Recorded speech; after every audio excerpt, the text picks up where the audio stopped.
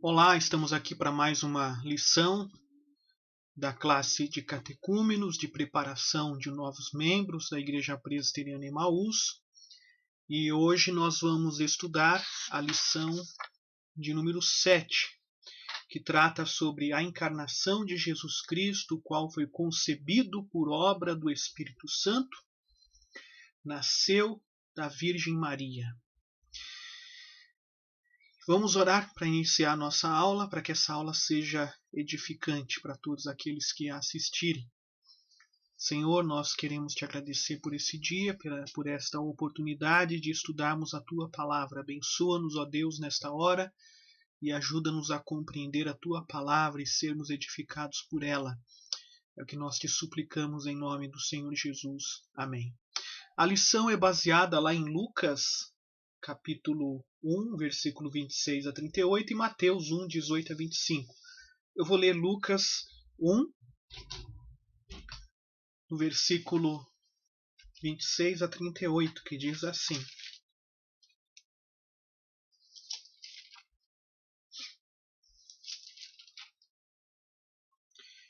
No 6º mês foi o anjo Gabriel enviado da parte de Deus para uma cidade da Galiléia, chamada Nazaré, uma virgem desposada com certo homem da casa de Davi, cujo nome era José.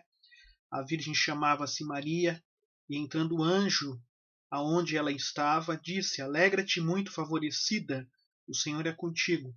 Ela, porém, ao ouvir esta palavra, perturbou-se muito e pôs-se a pensar no que significaria esta saudação. Mas o anjo lhe disse: Maria, não temas, porque achaste graça diante de Deus. Eis que conceberás e darás à luz um filho, a quem chamarás pelo nome de Jesus. Este será grande e será chamado Filho do Altíssimo. Deus, o Senhor, lhe dará o trono de Davi, seu pai. Ele reinará para sempre sobre a casa de Jacó, e o seu reinado não terá fim. Então disse Maria ao anjo: Como será isto, pois não tenho relação com homem algum? Respondeu-lhe o anjo: Descerá sobre ti o Espírito Santo, e o poder do Altíssimo te envolverá com a sua sombra. Por isso também o ente santo que há de nascer será chamado Filho de Deus. Isabel, tua parenta, igualmente concebeu um filho na sua velhice, sendo este já o 6º mês para aquela que diziam ser estéril, porque para Deus não haverá impossíveis em todas as suas promessas. Então disse Maria: Aqui está a serva do Senhor, que se cumpra em mim conforme a tua palavra. E o anjo se ausentou dela. Muito bem, nós vamos estudar sobre a encarnação do Filho de Deus. Essa é uma doutrina também defendida pelo credo apostólico, né? Creio em Jesus Cristo, o qual foi concebido por obra do Espírito Santo, nasceu da Virgem Maria. A Igreja Presbiteriana do Brasil, ela possui como símbolos de fé a Confissão de Fé de Westminster e o Catecismo Maior e o Breve. E no Catecismo Maior, respondendo a perguntas relativas à deidade, né, a divindade e humanidade de Jesus, apresenta 3 respostas que merecem nosso interesse e meditação. Veja, por exemplo, a resposta à pergunta 37, 38 e 39. Diz assim: Cristo, o Filho de Deus, se fez homem, tomando para si um verdadeiro corpo e uma alma racional, sendo concebido pelo poder do Espírito Santo no ventre da Virgem Maria, da sua substância e nascido dela, mas sem pecado. Era indispensável que o mediador fosse Deus, para poder sustentar a natureza humana e guardá-la de cair sob a ira infinita de Deus e o poder da morte, para dar valor e eficácia aos seus sofrimentos, obediência e intercessão, e para satisfazer a justiça de Deus, conseguir o seu favor, adquirir um povo peculiar, dar a este povo o seu espírito, vencer todos os seus inimigos e conduzi-lo à salvação eterna. era indispensável que o mediador fosse homem para poder soerguer a nossa natureza e possibilitar a obediência à lei, sofrer e interceder por nós em nossa natureza e solidarizar-se com as nossas enfermidades, para que recebêssemos a adoção de filhos e tivéssemos conforto e acesso com confiança ao trono da graça.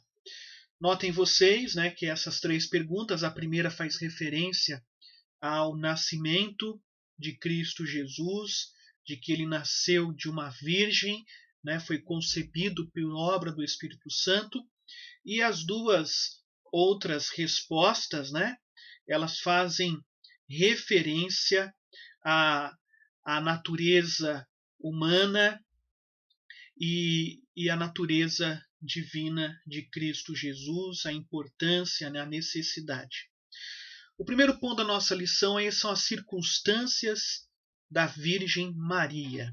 Né? Nós lemos aí um texto de Lucas capítulo 1, você pode ler também Mateus capítulo 1, 18 a 25, e nesses textos, e aqui agora me referindo a Lucas capítulo 1, nós temos aí alguns detalhes, né, a respeito da Maria. Primeiro, que ela é considerada uma jovem temente a Deus, né? Quer dizer, não é uma jovem que não teme, que não conhece a Deus, mas é uma jovem temente a Deus. É uma jovem também, né, que é considerada favorecida do Senhor, né? Quer dizer, ela é escolhida para uma obra, ela é escolhida para realizar uma obra e, portanto, ela alcançou uma graça da parte de Deus muitíssima especial. Veja aqui o versículo 1, o versículo 30 do capítulo 1 de Lucas diz: achaste graça diante de Deus. Quer dizer, o outro detalhe é que Maria já era uma mulher desposada, né? Ela era desposada de José. Versículo 27 diz assim: uma virgem desposada com certo homem da casa de Davi, cujo nome era José. No contexto de Maria, no contexto aqui do povo de Deus, de Israel, né, vivendo aqui no primeiro século da era que passou a ser a era cristã, com o nascimento de Cristo Jesus. E antes disso também, né? Quer dizer, nesse período, a cultura, ou nessa cultura, uma mulher ser desposada de um homem era muito mais do que ser noiva de um homem. Né? Uma mulher desposada de um homem era como se já estivesse num contrato, né, que não podia ser quebrado, um contrato de casamento. Quer dizer, ela não estava ainda, ela não tinha ainda intimidade com José, ela ainda não, o casamento ainda não havia acontecido, mas ela já tinha sido prometida a José. Então veja que a única forma de dissolver esta relação era através do divórcio, né? Para que uma mulher ou um homem que estavam desposados, né, pudessem romper com este contrato, só o divórcio poderia possibilitar isso.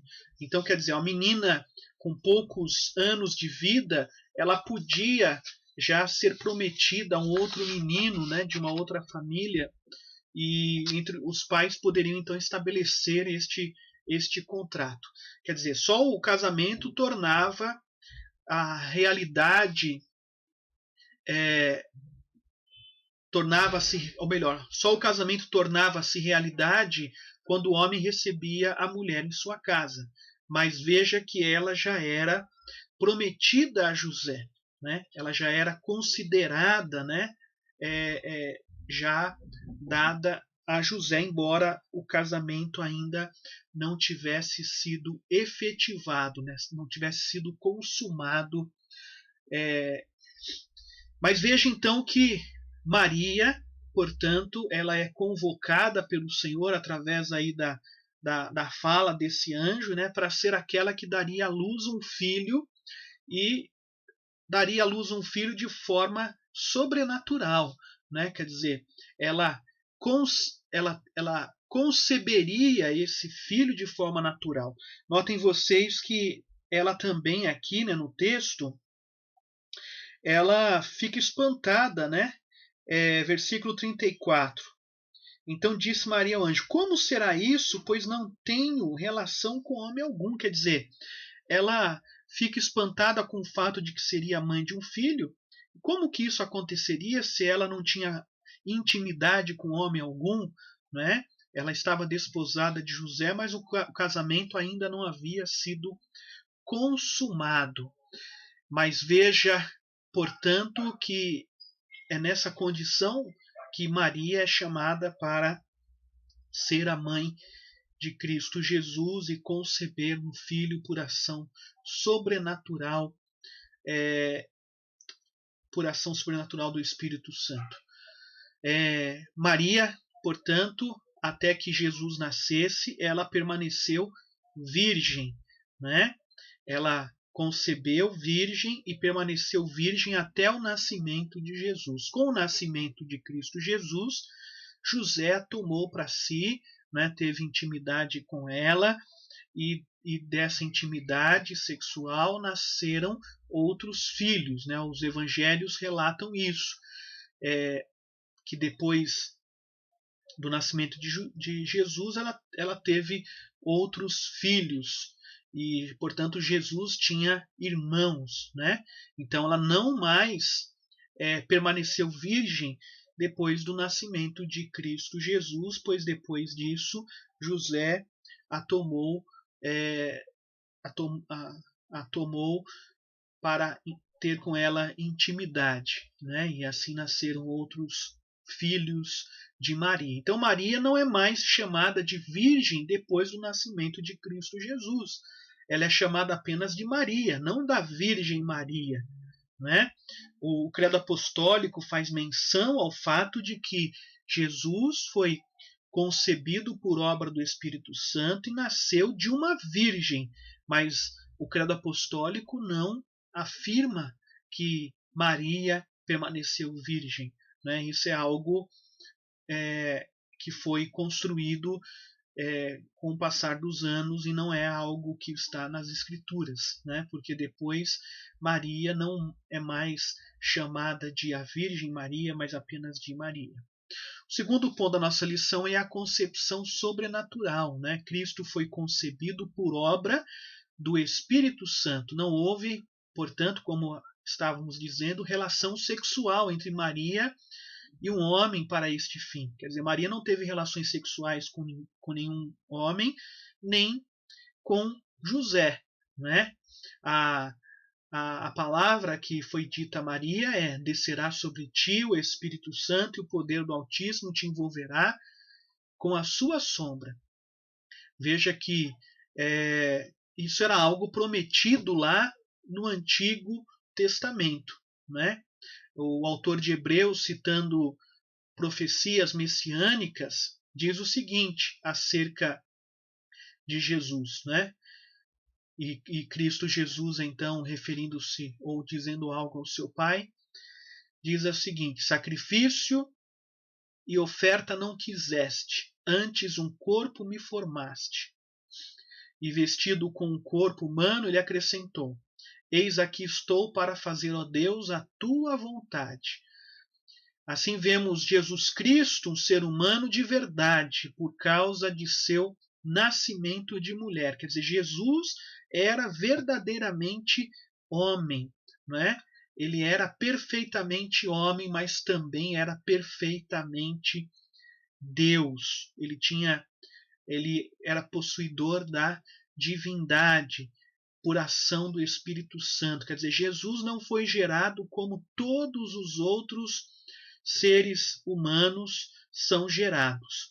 Jesus era homem, mas era Deus, né? Ele possuía essa natureza também, a natureza divina, e foi gerado por ação do Espírito Santo. Isso é importante, né? Por que era necessário que Jesus fosse homem? Porque sendo homem ele poderia levar os nossos pecados, né? Ele poderia, portanto, suportar pecados como homem e assim, desta forma, seria capaz de nos salvar. E sendo Deus, ele poderia suportar a ira de Deus, não é? E poderia morrer a morte eterna em nosso lugar. Por isso que era necessário que Jesus fosse simultaneamente Deus e homem, de que ele tivesse as duas naturezas. Sendo homem, ele poderia se colocar em nosso lugar. Sendo Deus, ele poderia suportar a ira eterna de Deus, né? Nós comemoramos a Páscoa e na Páscoa nós nos lembramos da morte e ressurreição de Cristo Jesus, de que na sua morte ele suportou todos os nossos pecados. Ele não suportou apenas o sofrimento físico da cruz, mas ele suportou a separação de Deus, a separação eterna de Deus. E isso só foi possível porque ele era Deus e ele podia, por meio desta sua natureza divina, merecer, ou melhor, suportar os nossos pecados. O autor de Hebreus vai dizer: por isso também pode salvar totalmente os que se chegam a Deus, vivendo sempre para interceder por eles. O terceiro ponto é as duas naturezas de Cristo Jesus. Jesus de Nazaré foi verdadeiramente homem, concebido pelo poder do Espírito Santo, no ventre de uma virgem, da Virgem Maria. Quer dizer, ele possuía as mesmas substâncias de sua mãe, pois ele foi gerado por sua mãe, como todos nós fomos gerados pelas nossas mães.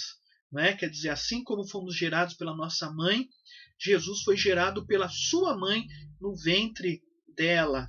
Né? Ele possuía, portanto, as substâncias dela. Ele é chamado Filho de Deus e Cristo Jesus, homem. Seu corpo foi verdadeiro, experimentando todas as necessidades comuns aos homens. Quer dizer, Jesus teve fome, Jesus teve sede, Jesus sentiu dor, não é? Jesus assumiu a nossa natureza. Ele sentiu cansaço. Ele não assumiu a natureza de anjos, mas tomou sobre si a natureza humana. Apesar disso, ele ficou inteiramente sem pecado, né? Ele era perfeitamente homem e ele não possuía pecado algum por ser Deus, né? E portanto, só assim ele teria condições de nos salvar. Ele é o Filho de Deus, a segunda pessoa da Trindade, sendo verdadeiro e eterno Deus. Nós lemos em João capítulo 1, no princípio era o Verbo, e o Verbo estava com Deus, e o Verbo era Deus, né? Mas o Verbo, ele se encarnou. O Verbo se fez carne e habitou entre nós, cheio de graça e de verdade. Vimos a sua glória como do unigênito do Pai. Quer dizer, João ele faz não só menção à natureza humana de Cristo, mas à sua natureza divina, sua natureza eterna, divina. Né? Desde toda a eternidade, Jesus ele é Deus. E, portanto, ele é verdadeiramente homem e verdadeiramente Deus, sendo ele o nosso mediador, Cristo Jesus. Por causa dessas duas naturezas, Cristo podia, conforme as respectivas naturezas, poderia agir, né, sem confusão e sem mistura. Quer dizer, ele era homem e era Deus. Essas duas naturezas elas não se misturavam, né? Jesus não era um ser híbrido, mas um ser que possuía as duas naturezas, homem e Deus, e as duas naturezas distintas em um único ser, em uma única pessoa, Cristo Jesus. O quarto ponto da nossa lição é o ensino de Filipenses capítulo 2, versículos 6 a 8. O apóstolo Paulo, nesse texto, ele vai falar sobre a encarnação de Cristo Jesus e ele vai demonstrar, né, o que foi necessário para que Jesus, portanto, se tornasse o nosso mediador e o que aconteceu quando ele então assumiu a nossa natureza humana. Filipenses capítulo 2, versículos 6 a 8 diz assim: Pois ele, subsistindo em forma de Deus, não julgou como usurpação o ser igual a Deus, antes a si mesmo se esvaziou, assumindo a forma de servo, tornando-se em semelhança de homens, e reconhecido em figura humana, a si mesmo se humilhou, tornando-se obediente até a morte e morte de cruz. Quando o texto diz aí subsistindo em forma de Deus, a forma se refere ao caráter específico de algo, não à aparência. Quer dizer, está falando da essência de Cristo Jesus como sendo Deus. Ele subsistia na forma, ele possuía as características, né, de Deus. Ele subsistia, portanto, em forma de Deus. E quando se afirma que Cristo tem a forma de Deus, significa que ele possui a totalidade, quer dizer, das qualidades que caracterizam Deus. E aprove a Deus que nele, isto é, em Jesus, residisse toda a plenitude, diz Paulo aos Colossenses capítulo 1, versículo 19. E Hebreus vai dizer, ele é a expressão exata do ser de Deus. Né? Veja que o tempo do verbo aí escreve imutabilidade. O que Cristo tinha desde a eternidade continua a ter sem qualquer mudança. Quer dizer, Jesus não perdeu a sua divindade ao tornar-se homem. Né? Ele a deixou de lado a sua glória, deixou de lado essas qualidades, não que ele deixou de ser Deus. Não é? O texto vai dizer, não julgou como usurpação ser igual a Deus. Quer dizer, igualdade é a essência das três pessoas da Trindade. Portanto, a encarnação não prejudicaria essa igualdade. Por essa razão, não houve nenhuma necessidade de ter um apego às prerrogativas de sua deidade. Quer dizer, Jesus deixou de lado o direito de ser igual a Deus, ele se esvaziou, né? Antes a si mesmo se esvaziou. Isso não quer dizer que ele perdeu algo, mas quer dizer que para que ele, portanto, assumisse a forma de servo, tornasse semelhante em semelhança de homens, portanto, ele teve que se esvaziar, né? E assim como Paulo depois vai dizer no versículo 5, né? Tende em vós o mesmo sentimento que houve em Cristo Jesus. Paulo aqui está aplicando o que Cristo fez por nós, deixando de lado o seu direito, deixando de lado a sua glória, humilhando-se, né? Tornando-se servo, ele que era Senhor. E Paulo vai dizer, tende em vós o mesmo sentimento, ou seja, hajam da mesma forma, uns para com os outros. Né? Versículo 3 diz assim, nada façais por partidarismo ou vanglória, mas por humildade, considerando cada um os outros superiores a si mesmo. Quer dizer, Jesus deixou de lado a sua glória, ele não deixou de ser Deus, mas ele assumiu a forma de servo, né? Tornando-se obediente até a morte e morte de cruz. Quer dizer, Jesus se humilhou, ele nos amou com total ausência de egoísmo e, portanto, assumiu a forma de servo.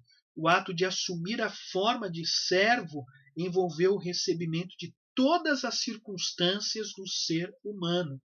Ou seja, a si mesmo se humilhou, tornando-se obediente até a morte e morte de cruz. Aquele que vivia na forma de Deus, diz a lição, com todas as glórias de Deus, por amor a nós, assumiu a forma humana, com todos os seus limites e obrigações.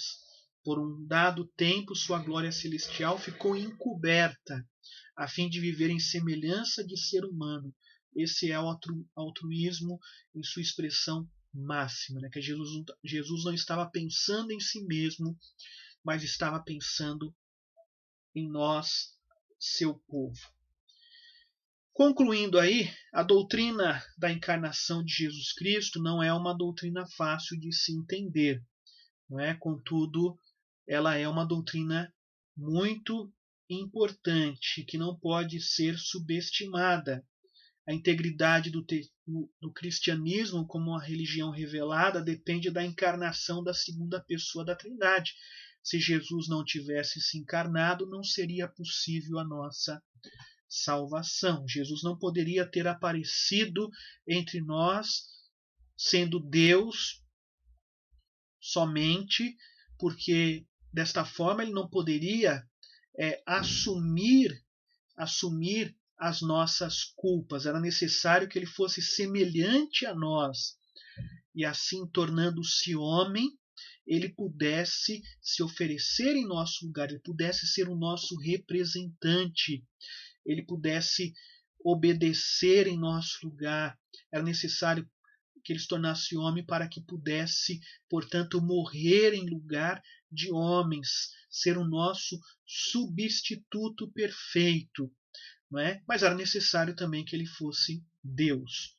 Um homem comum não suportaria a ira de Deus. Um homem comum, se ele nascesse naturalmente como nascem todos os homens, né, ou fossem, não nascem como todos os homens, mas se ele fosse concebido como todos os homens são concebidos no ventre de sua mãe, Jesus não seria Deus, né? Ele seria um homem comum também, sujeito ao pecado ou contaminado pelo pecado, mas sendo Deus, ele poderia viver de forma perfeita, obedecer perfeitamente à lei de Deus e suportar a ira de Deus em nosso lugar. Portanto, era necessário que Jesus nascesse de uma virgem, né? Embora ele tivesse relação com a humanidade por ser homem, por outro lado, ele não possuía pecado, porque ele não havia sido gerado da mesma forma como todos nós somos gerados, né?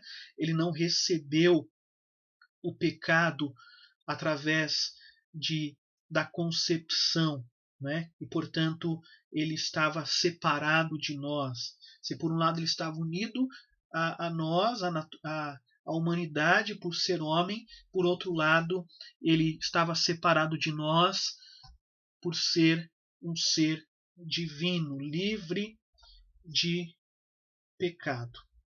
Que você agradeça a Deus, agradeça a Cristo Jesus pela obra da salvação, não é? Por Cristo Jesus ter se feito homem e assumido todas as nossas